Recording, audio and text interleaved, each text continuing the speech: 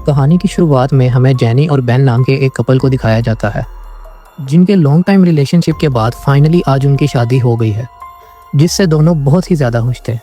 अब शादी का फंक्शन ख़त्म होते ही दोनों अपने कमरे में आते हैं, जहां हमें पता चलता है कि बेन एक फ़ोटोग्राफ़र है और हनीमून मनाने के लिए वो जैनी को अगली फ्लाइट से लेकर जापान जाने वाला है। असल में बेन को वहाँ एक नया प्रोजेक्ट मिला है और वहीं से वो अपनी जिंदगी की नई शुरुआत करने वाले हैं। अब निकलने से पहले वो दोनों एक दूसरे के साथ कुछ रोमांटिक मोमेंट्स एंजॉय करते हैं। अगले सीन में हमें पता चलता है कि वो दोनों जापान पहुंच चुके हैं और एक कार लेकर अपनी लोकेशन की तरफ बढ़ने लगते हैं। रात का समय हो चुका था और जैनी कार ड्राइव कर रही थी, लेकिन कुछ दूर जाते ही अचानक से उनके सामने एक लड़की आ जाती है और जैनी गाड़ी से उसे टक्कर मार देती है, जिससे कार उसी टाइम अनकंट्रोल हो जाती है और उनका बहुत बुरा एक्सीडेंट हो जाता है। वो लड़की इनको अभी भी सड़क पर नजर आ रही थी, जिसे गाड़ी के मिरर में देखते हुए जैनी उधर ही बेहोश हो जाती है।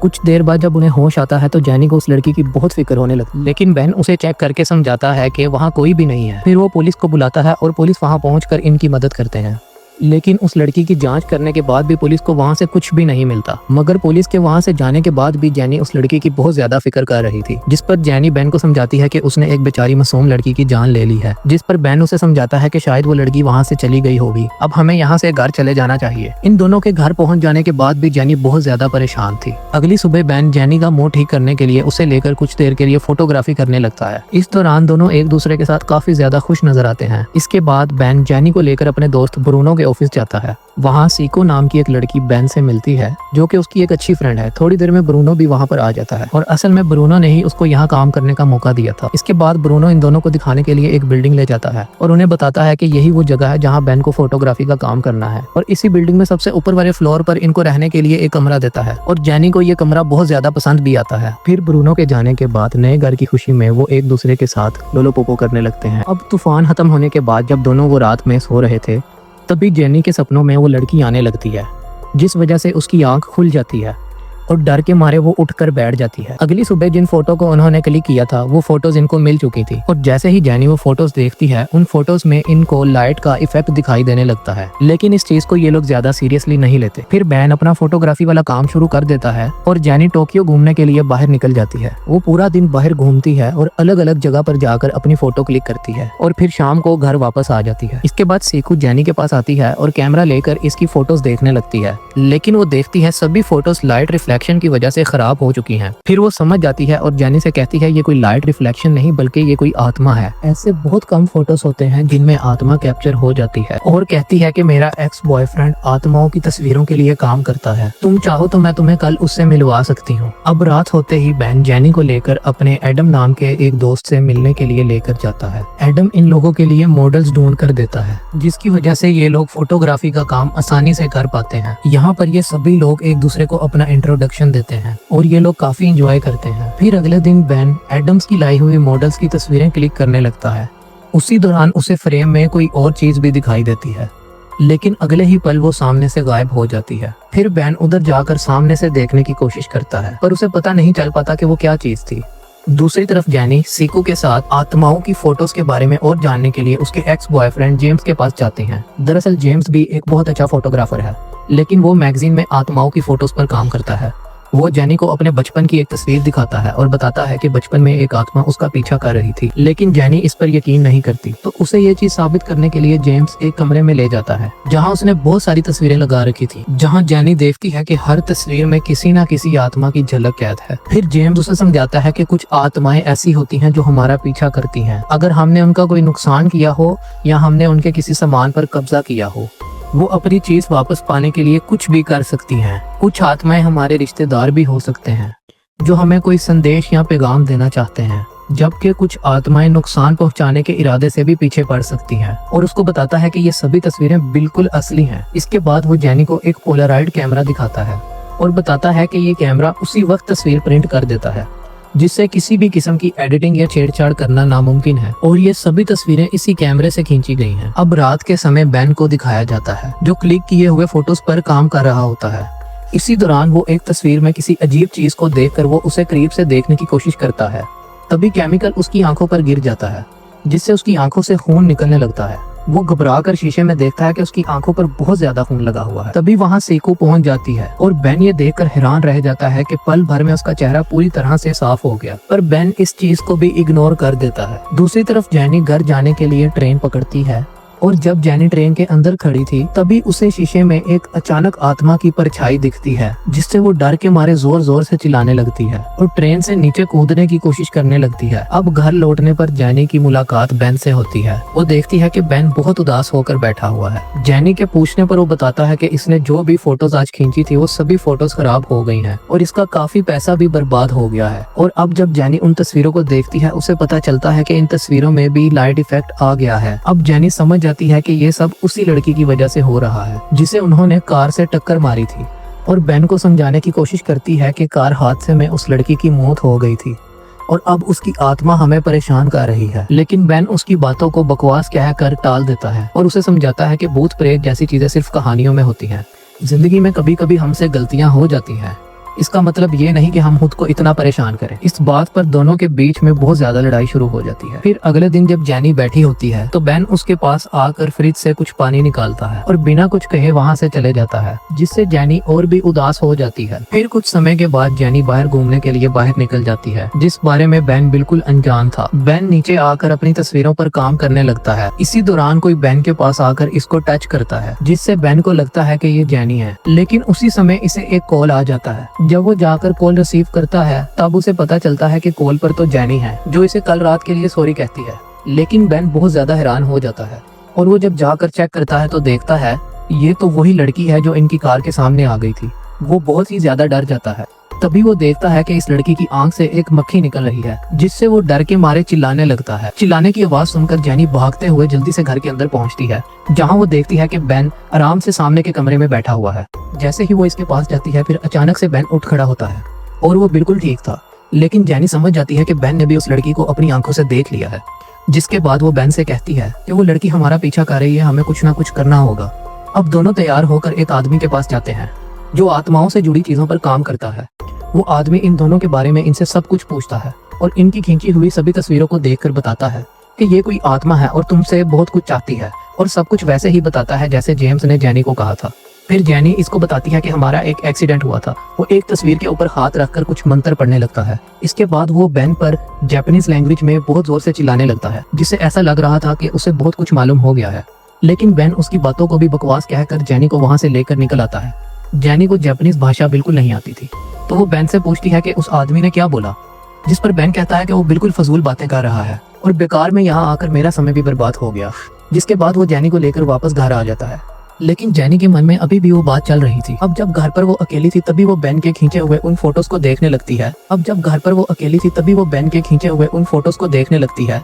जहाँ सभी मॉडल्स के पीछे उसे एक सेम बिल्डिंग दिखाई देती है, जो ठीक उनके घर के पास में ही थी। जैनी को लगा कि उस बिल्डिंग में इसे कुछ ना कुछ मिल सकता है, इसलिए वो सेकू से एक पोलराइड कैमरा लेकर उस बिल्डिंग में चली जाती है। वहाँ पहुंचकर वो सीधा 15th फ्लोर पर जाती है, जहाँ असल में ब्रूनो का ऑफिस है। वहाँ जाकर जैनी अलग अलग एंगल से फोटोज लेने लगती है और उन्हें ध्यान से देखने लगती है। उसे पूरा यकीन था कि इस लड़की की आत्मा इस ऑफिस में कहीं ना कहीं जरूर मौजूद होगी, और वाकई एक तस्वीर में उस लड़की की आत्मा दिखाई देती है। ये देखकर जैनी वहाँ से डर के मारे भागने की कोशिश करती है, लेकिन तभी आत्मा दरवाजा बंद कर देती है और दीवार से एक तस्वीर नीचे गिरा देती है। जैनी उस तस्वीर को उठाती है और उसमें एक लड़की को देखती है। ये वही लड़की थी जो इनकी कार के सामने आई थी। जैनी समझ जाती है कि वो आत्मा इसे कुछ बताने की कोशिश कर रही है। दूसरी तरफ रात के समय बेन को दिखाया जाता है, जहाँ सभी लोग फोटोग्राफी का काम खत्म करके घर चले जाते हैं। इसी दौरान जब बेन घर में अकेला था तो अचानक से पावर कट हो जाती है और कोई लगातार बेन की तस्वीरें खींचने लगता है। बेन बहुत ज्यादा घबरा जाता है। तभी हम देखते हैं कि उन तस्वीरों में वही लड़की दिख रही है।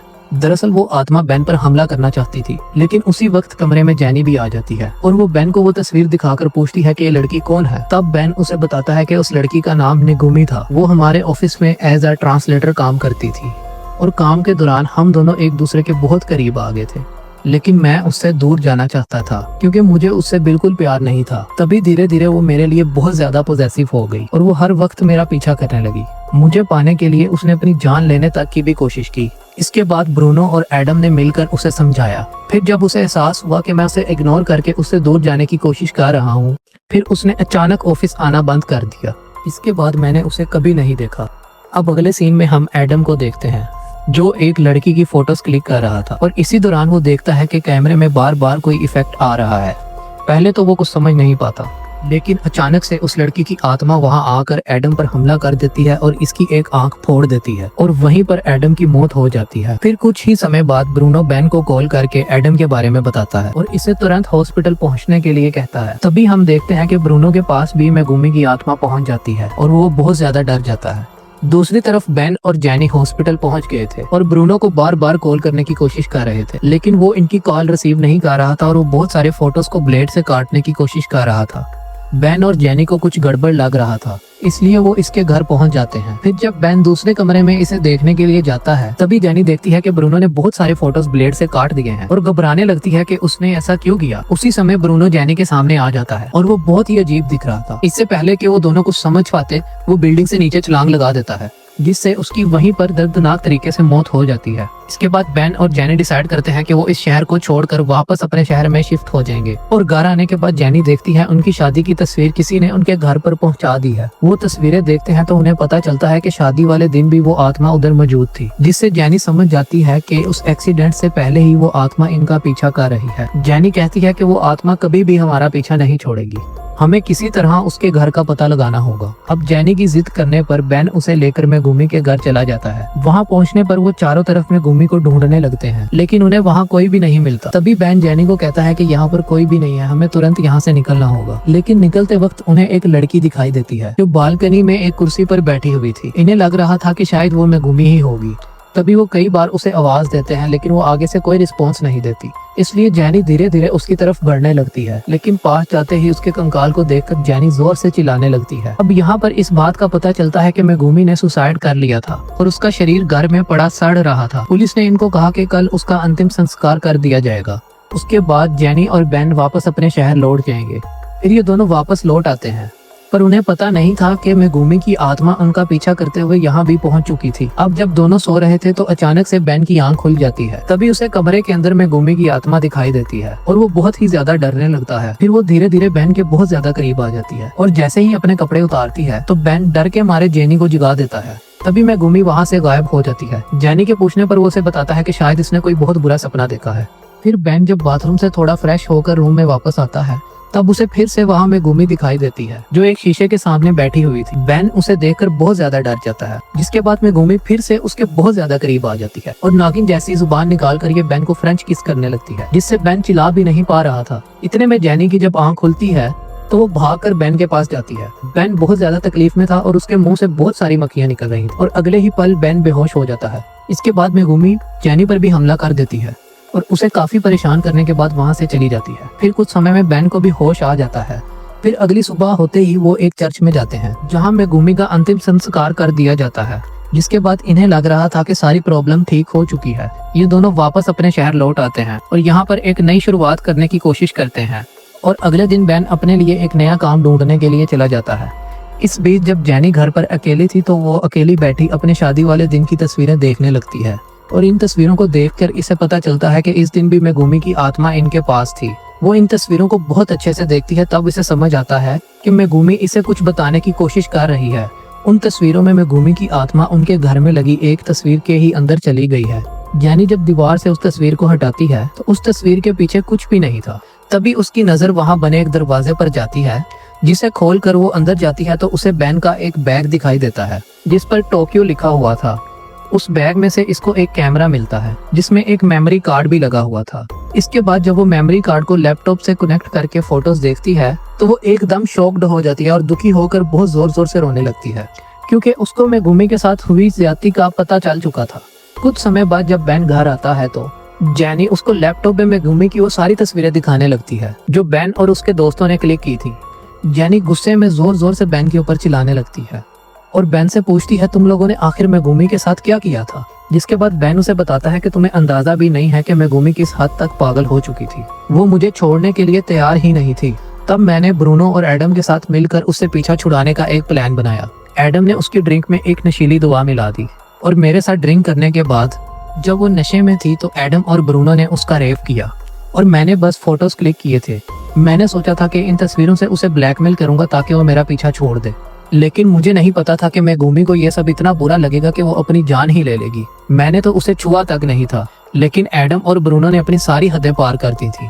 ये सब सुनकर जैनी कहती है कि अगर तुमने सही कदम उठाया होता तो आज वो बेचारी जिंदा होती। तुमने अगर उसे ब्लैकमेल करने की बजाय उस बेचारी की मदद की होती तो ये सब आज नहीं होता। जैनी को अब समझ आता है कि मेगुमी बेचारी उसको शुरू से ही सच्चाई बताने की कोशिश कर रही थी, पर आज जाकर उसे सब कुछ समझ में आया। उसके बाद जैनी गुस्से में आकर उस हरामी बेन की एक भी बात ना सुने वहाँ से उसे छोड़कर चली जाती है।